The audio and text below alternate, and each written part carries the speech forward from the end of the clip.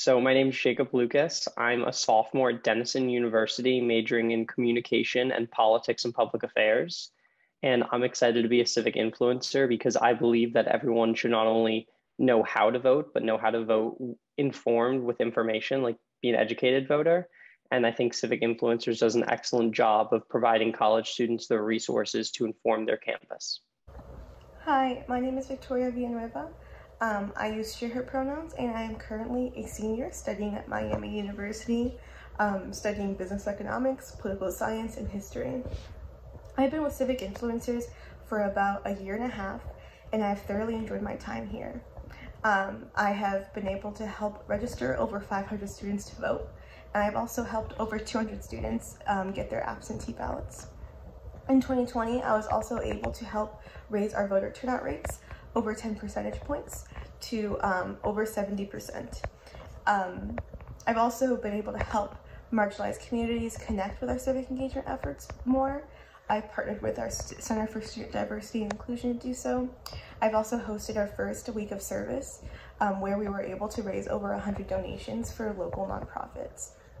I also started our leadership certificate for civic engagement to help train students to register other students to vote and educate other students about voting, to encourage students to go out and be civic engagement leaders in their own communities.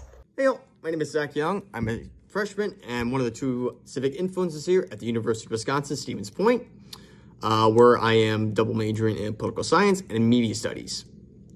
I joined actually very on as a civic influencer, probably about 2 weeks into to actually being here. And it was pretty much a no-brainer for me because I treasure the right to vote. And I believe that all Americans that are able to should go on and vote. This is especially true for college students, as we share a large part of the American electorate.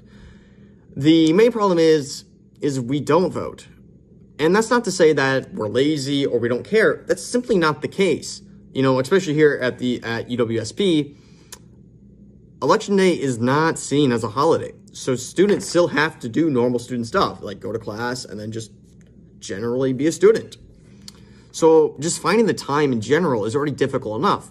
And this is also compounded on the effect that our campus is split into 4 different citywide districts. So for one person that's sitting at, for me, that's sitting at one dorm, I'm in a completely different district than to say someone that's like 2,000 feet away from me in a different dorm, which makes it incredibly hard because now students have to travel out of the campus to go and vote, which is already eating into the limited amount of time we actually have. And hopefully with working with SGA, the Student Government Association here, we actually pressured the city to change this to simplify matters for the students here to make them more engaged. Hello, I'm Lindsay Baxter. I'm currently finishing up my second semester at Cochise College. I'm working on my degree in social and behavioral sciences. For a democracy to be fully functioning, every voice has to be heard. I believe in protecting everybody's right to vote. In recent years, voter suppression has become all too commonplace. Anti-voting bills are regularly introduced. These range from voter ID laws to cutting voting by mail. These tactics disproportionately impact people of color, elderly, and young voters.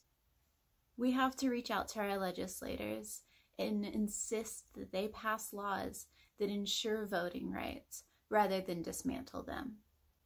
Our generation believes that their vote doesn't matter. This couldn't be further from the truth. Our voices are important and need to be heard. So, my name is Demont Davis. I am currently a junior at California University of Pennsylvania. We're a small state school right outside of Pittsburgh, about an hour south. Obviously, we're in Pennsylvania. I'm a business finance major and I have a minor in political science. And the reason why I wanted to become a civic influencer is because throughout my life, I've always known how important it is to vote and to get the community to vote, to have everyone out voting so we can have a say and a voice in what goes on around us.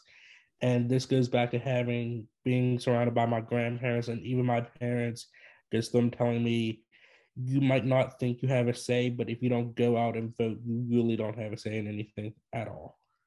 I'm really happy to see someone, a person of color, actually another African American male, actually give back and just not talk about giving back, because I obviously am very active within my community, on campus, off campus, everything.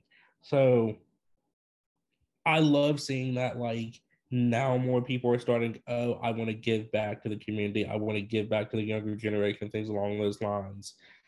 And sadly enough to say, a lot of people now are holding things behind paywalls and the things along those lines. And I'm actually happy to see this is something that you are bringing people into, that you actively want to see us succeed, rather than, oh, I do want to see you succeed, but I want to hold everything behind a paywall for you to pay for it, so you can really, so I can actually get some financial compensation behind it and things along those lines. So I'm actually happy about this. And yeah, I do 100% agree with you that, like, I'm happy people of your generation are giving back to us, and that, like, it makes a lot more sense and everything. Sorry, I'm very frazzled, and I'm also starting to get a little sick. So yeah, I woke up under the weather this morning. Hi, my name is Ariana Khan. Most people just call me Ari, though. I go by she, they pronouns, and I'm a senior at Eastern Michigan University, pursuing a degree in public administration and statistics and mathematics. I started with Campus Select in January of 2020, so pre-pandemic, and I really only started because I really wanted to be involved with community. I've always been a very community-oriented person. I thought that this would be a really cool way to just like hit the streets and speak to people and really bring them out to the polls. But when the pandemic hit, and as I got deeper into this work at the same time, I noticed a lot of systemic failures. And it became really clear that this idea that youth civic engagement wasn't happening because of apathy, because it wasn't cool enough for young people, was a complete bold-faced lie. Young people care, and they care a lot, and they know a lot more than we give them credit for.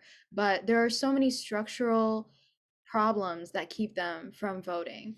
Like, if your school doesn't give you election day as a holiday, that's not really incentive for you to go skip class and vote. Or if you do get the day off but you have an exam the next day, that's also not really incentive. If you don't know if you have the correct voter ID, or if you know that your voter ID that you have doesn't properly reflect you, if you lack transportation, or if you're dealing with housing insecurity, all of these are issues that young people come up with, but specifically queer young people more than other marginalized populations. That's especially why I'm really proud of my work with the Queer the Vote project in the fall 2020 election. Because of the conditions of the pandemic, it basically culminated in about 200 Zoom meetings that were either like 2-on-1s or 1-on-1s. And that was where I found community. I really connected with people, and I heard like why it matters to them to go vote, like why they're still prioritizing civic engagement despite all of these barriers. And it was really inspirational, but it also was a little heartbreaking because it shouldn't have had to be such a process. Hi, I am India Rice, a sophomore political science major attending Claflin University. Today, I would like to share with you why data is important to me. Data is important to me because it forces me to think critically and gives me the ability to better communicate my findings with others. Hi. I'm Lindsay Baxter. I am studying political science at Cochise College. It's a community college. So we face some challenges there with a lot of people not being there all day and, being on campus and off really quick. So being a civic influencer and being able to connect with people through Instagram and Facebook has been very helpful with getting the word out and reaching out to people about voting and about things that are important in our community and things that are coming up in the next election. For the Civic Action Plan, I'm focusing on getting a voting booth put onto the campus. I have reached out and started talking to people, haven't really heard back from anyone yet. So I'm just trying different avenues of the right people to reach out to.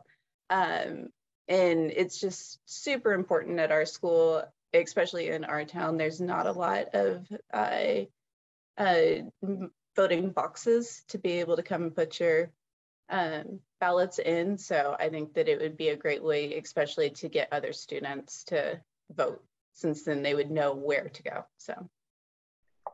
Yeah, well, I think if there's 2,000 or even half that, say 1,000 campuses across the country all saying, like, look at this map, like, look at the fact that college students' votes are being suppressed, I think it would be hard to argue it's not happening. I think it would be hard to just push to the side and say it's not important. I think if there are a lot of college students and a lot of college campuses saying, hey, we need to pay attention to the problem, that people would be forced to confront it.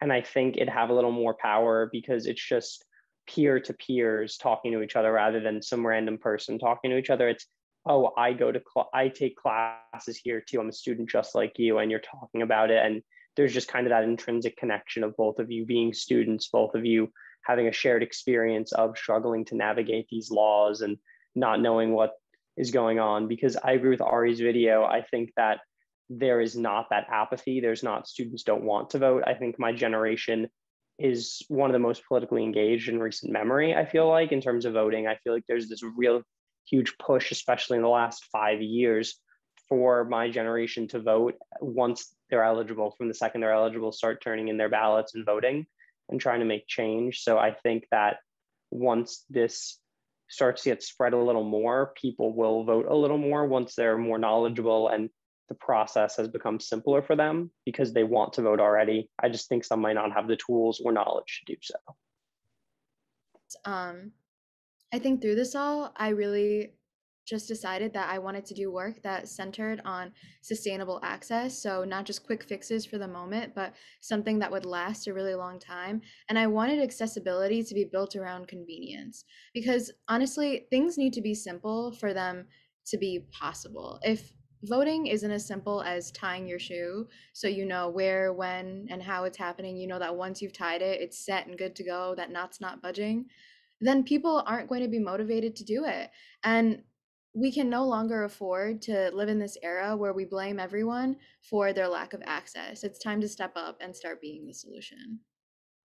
With every event I have put on, I know that I am changing the way that students think about the impact that they have on their communities and why they should care about the world and around them. It's also started really important conversations on our campus regarding voter suppression and other barriers to voting that students may not be aware of and that other students may be facing. Our campus is extremely committed to civic engagement, and being a part of that change is really important to ensuring that we are not behind these efforts. Thank you for listening to me.